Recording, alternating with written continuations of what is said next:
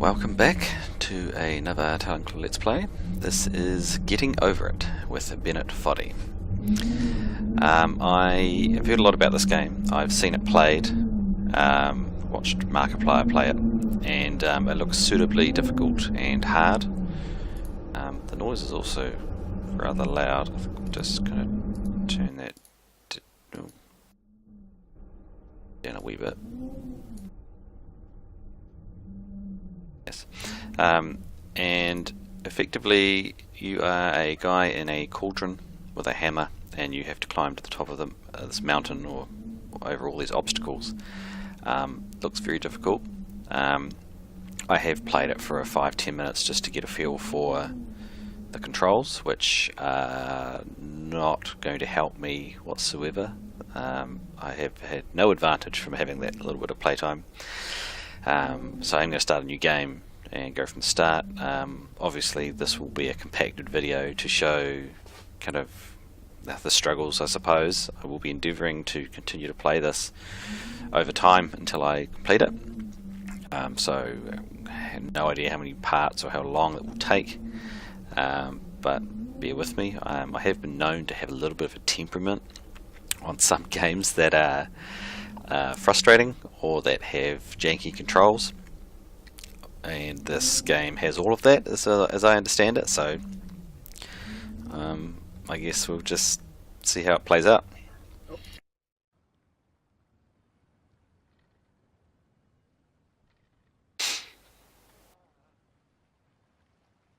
Alright,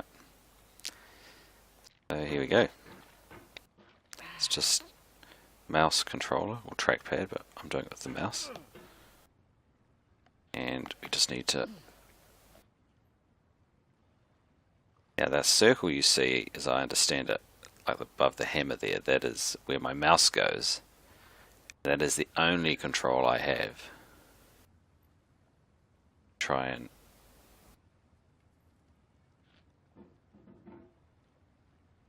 get myself over it, as it were.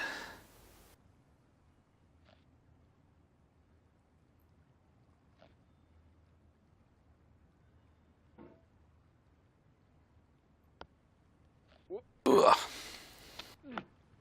It's funny, when I was watching people play this, I just thought, oh, why don't you just go ham?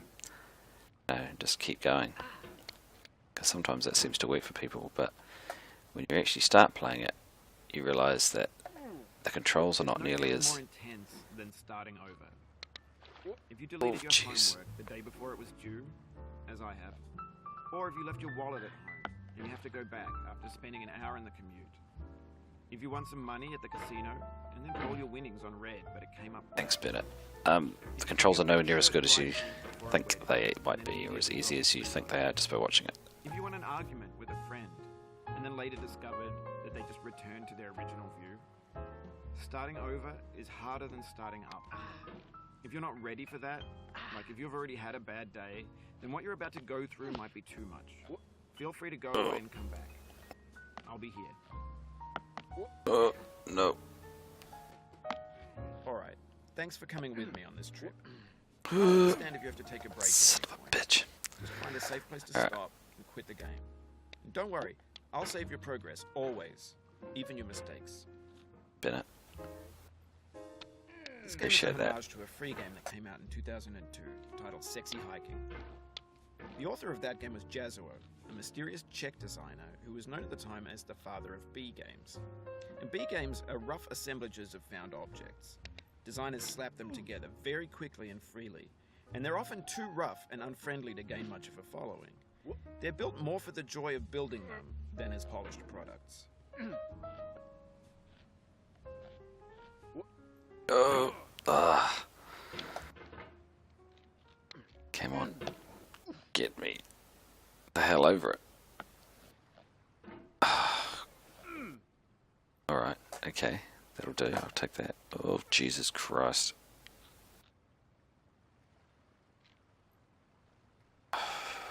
Alright. Yes, yes, I'll take it.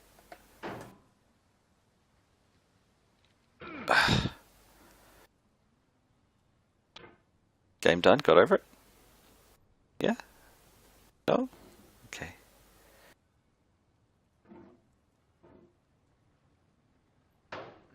In a certain way, Sexy Hiking is the perfect embodiment of a B game. It's built almost entirely out of found and recycled parts, and it's one of the most unusual and unfriendly games of its time. In it, your task is simply to drag yourself up a mountain with a hammer.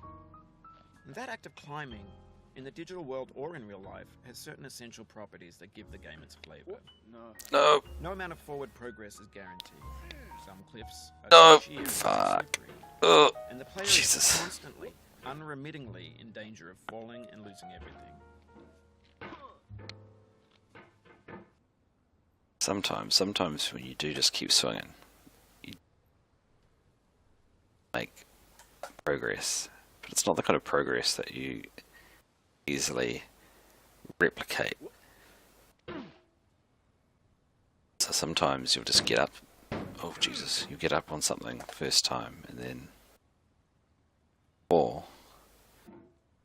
And you won't be able to get out there for the next God knows how long.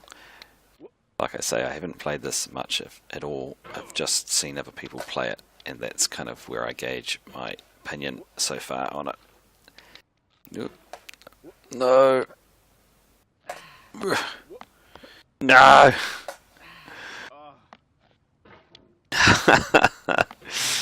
Oh shit. Alright. No. Fuck's sake. Okay. Anyway, when you start Sexy Hiking, you're standing next to this dead tree that blocks the way to the entire rest of the game. It might take you an hour to get over that tree, and a lot of people never got past it. You prod and you poke at it, exploring the limits of your reach and your strength, trying to find a way up and over. And there's a sense of truth in that lack of compromise. Most obstacles in video game worlds are fake. You can be completely confident in your ability to get through them once you have the correct method or the correct equipment or just by spending enough time. In that sense, every pixelated obstacle in Sexy Hiking is real.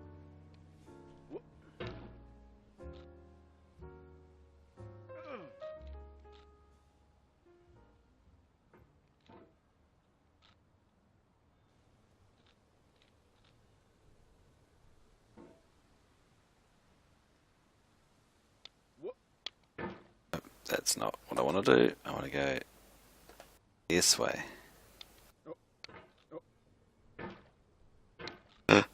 No.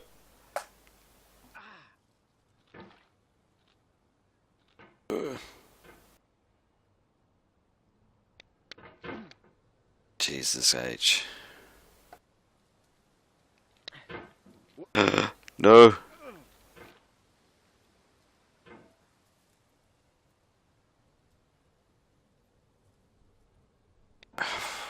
Alright.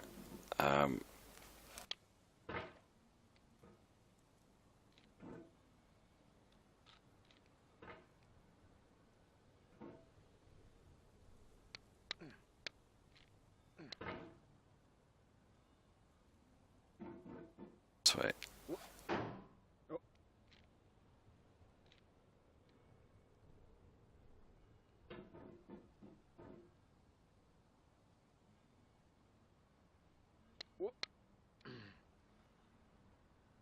The obstacles in Sexy Hiking are unyielding, and that makes the game uniquely frustrating. But I'm not sure Jazzuo intended to make a frustrating game. The frustration is just essential to the act of climbing, and it's authentic to the process of building a game about climbing. No. A funny thing happened to me as I was building this mountain. I'd have an idea for a new obstacle, and I'd build it, test it, and it would usually turn out to be unreasonably hard. But I couldn't bring myself to make it easier. It already felt like my inability to get past a new obstacle was my fault as a player rather than as a builder. Imaginary mountains build themselves from our efforts to climb them, and it's our repeated attempts to reach the summit that turns those mountains into something real. When you're building a video game world, you're building with ideas, and that can be like working with quickset cement. You mold your ideas into a certain shape that can be played with, and in the process of playing with them, they begin to harden and set until they're immutable, like rock. And at that point, you can't change the world, not without breaking it into pieces and starting fresh with new ideas. It's lovely. Can you shut up? Ah.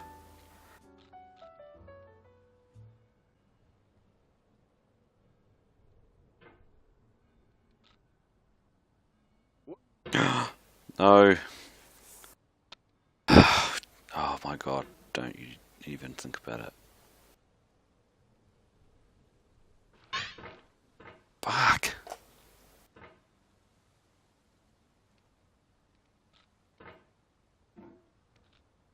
Okay, so now I seem to be going in the opposite direction to the way I want to go. Okay, no, you.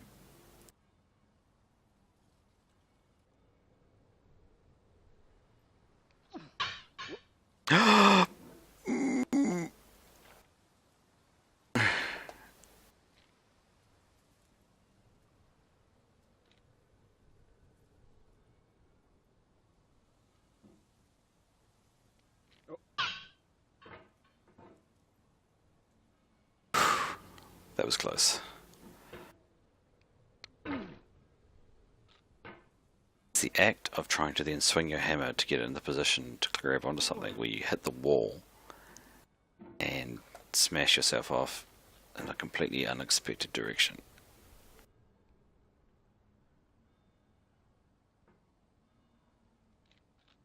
No. God.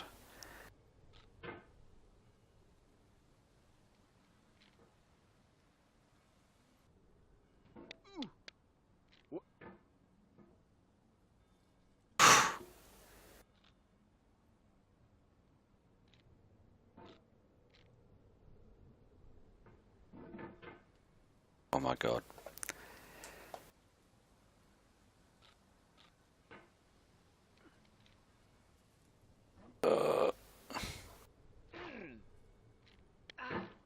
No. No! Fuck.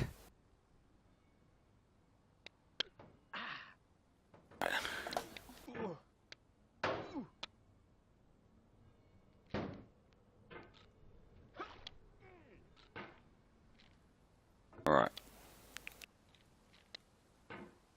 Oh. Oh, Jesus. Okay.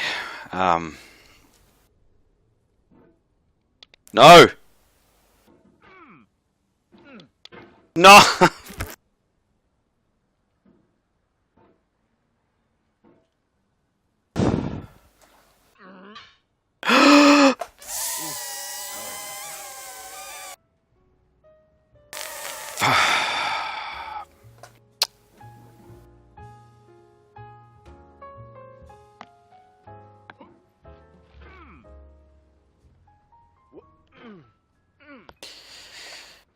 Yeah. So that happened.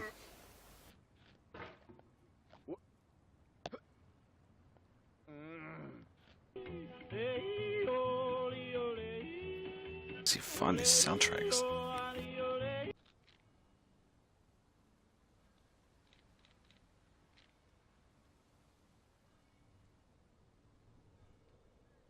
The soul would have That- no rainbow had the That tree isn't a tree that... unbanned chain.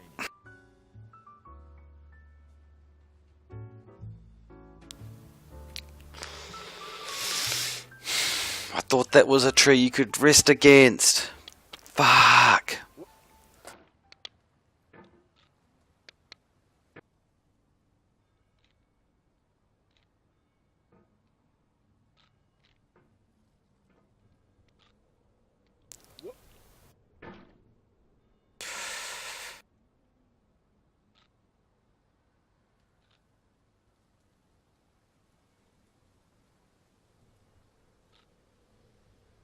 Just very slowly.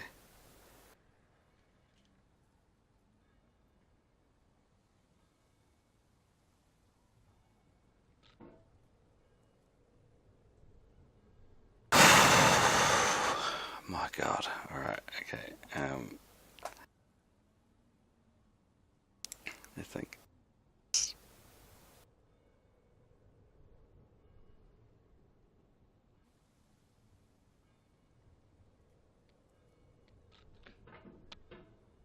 Ooh.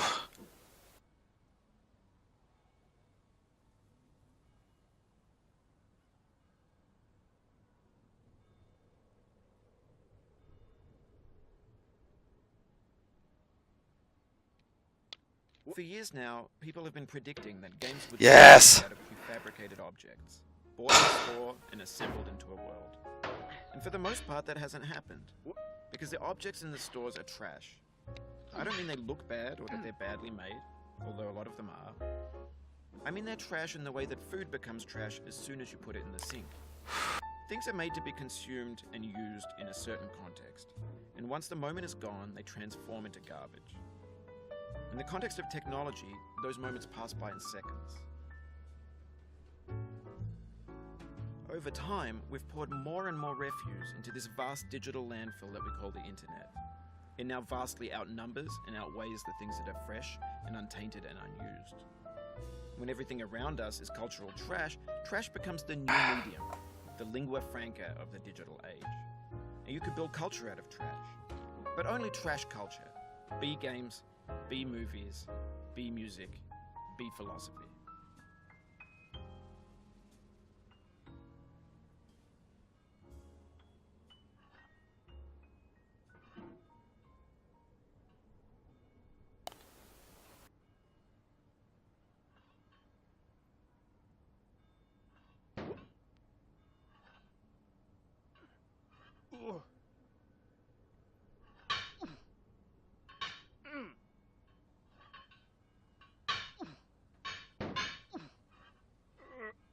God, this is... Am I going the wrong way?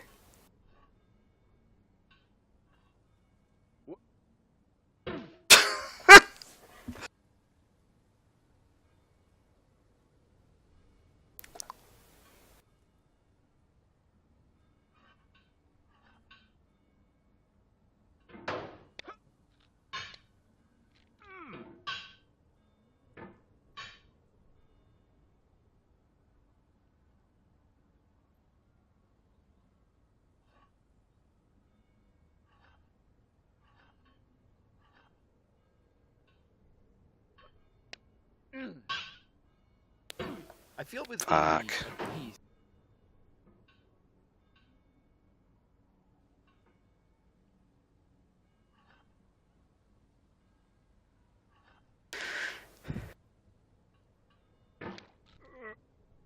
Fuck! You cannot now believe that you will ever feel better. But this is not true. You're sure to be happy again. And knowing this, truly believing it, will make you less miserable now. Abraham Lincoln.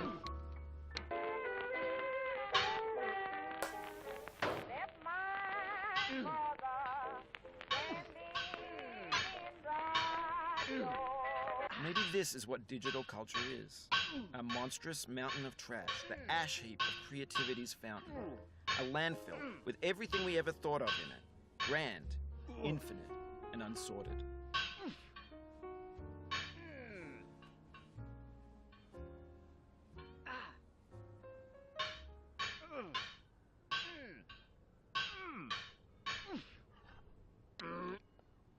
Oh my god.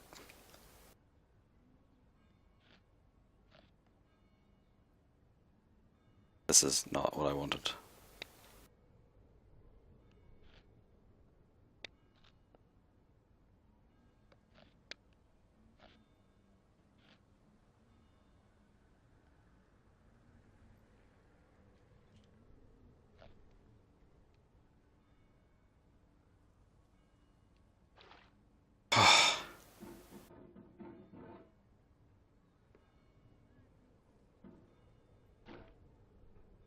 There's 3D models of breakfast, Gen X's fanfic novels, Scan magazines, green screen, Jeepers, dialogue, okay. and stuff scenes on Live League. Facebook's got lifelike bots, with branded adverts, and candid shots of Gonna have to Taylor just... Swift mashups. I think we're gonna call it for this episode. It's been real stressful. It's only gonna get worse, and I can very easily still plummet right back to the very beginning. But thank you very much for watching.